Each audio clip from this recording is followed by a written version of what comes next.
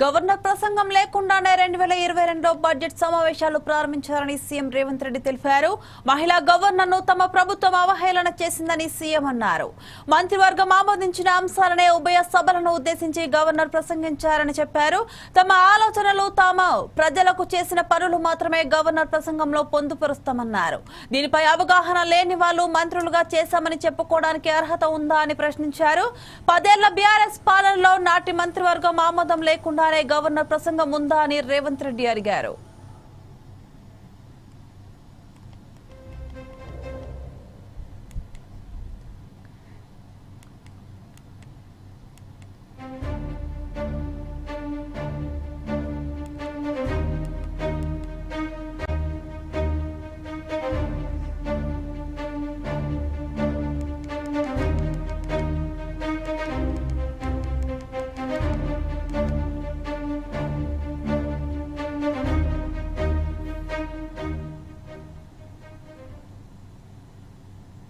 మంత్రివర్గ ఆమోదం చేయించి మంత్రివర్గం ఆమోదం పొందిన అంశాలనే గవర్నర్ గారు ఉభయ సభలను ఉద్దేశించి ప్రసంగిస్తారు. అధ్యక్ష, ఇది ఇక్కడనే కాదు, కేంద్ర ప్రభుత్వంలో కూడా గారు చేసే ప్రసంగం కూడా కేంద్ర మంత్రివర్గ ఆమోదం, ప్రధానమంత్రి గారి అధ్యక్షతన జరిగిన మంత్రివర్గంలో ఆ ప్రభుత్వం యొక్క విధానాలను ఆమోదించిన తర్వాతనే ఆ అంశాలను రాష్ట్రపతి గారు ఉభయ సభలను ఉద్దేశించి ప్రసంగిస్తారు. అధ్యక్ష, రాష్ట్రపతి ప్రతినిధిగా గవర్నర్ గారు రాష్ట్ర ప్రభుత్వాలు ముఖ్యమంత్రి గారి అధ్యక్షతన మంత్రివర్గం ఆమోదించిన అంశాలను మాత్రమే గవర్నర్ గారు ఈ సభలను ఉద్దేశించి ప్రసంగిస్తారు. అధ్యక్ష, ఇప్పుడు నేను వాళ్ళకు గుర్తు చేయాలనుకున్నది ఏంటంటే, మా ఎన్నికల సందర్భంగా మా మేనిఫెస్టో, ఎలక్షన్ మేనిఫెస్టో కమిటీ చైర్మన్గా సహచార మంత్రివర్గ సభ్యులు శ్రీధర్ బాబు గారి నేతృత్వంలో తెలంగాణ ప్రజలకు మేము ఇచ్చిన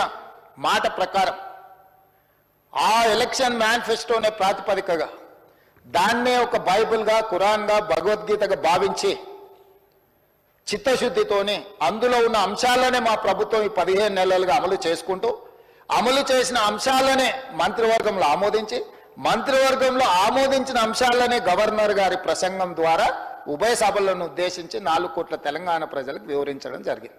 ఇప్పుడు నేను మిమ్మల్ని అడుగుతున్నా అధ్యక్ష, తమ ద్వారా వాళ్ళని అడగదలుచుకున్న నేను, ఇది ఒక ప్రాతిపదిక, దీనికి ఒక చట్టబద్ధత ఉంది. మరి మేము మా పార్టీ ప్రజల దగ్గరికి వెళ్ళి ప్రజల యొక్క మన్ననలు పొంది ప్రభుత్వాన్ని ఏర్పాటు చేసిన ప్రభుత్వం తీసుకున్న నిర్ణయాలను గవర్నర్ ప్రసంగంలో మేము పొందుపరిస్తే దాన్ని తప్పుబట్టి అవహేళన చేసి ఇది కాంగ్రెస్ పార్టీ విధానం లాగానే ఉంది అట్లెట్లుంటుంది అంటారు ఏంటి అధ్యక్ష? గవర్నర్ గారి ప్రసంగం కాంగ్రెస్ విధానాలకు వ్యతిరేకంగా ఉండదు అధ్యక్ష. ఈ ప్రభుత్వమే కాంగ్రెస్ ప్రభుత్వం, ఇది ప్రజా ప్రభుత్వం, ప్రజా పాలన అధ్యక్ష. మా విధానము, మా ఆలోచనను, మేం ప్రజలకు చేసిన పనులను మాత్రమే గవర్నర్ గారి ప్రసంగంలో పొందుపరుస్తాము.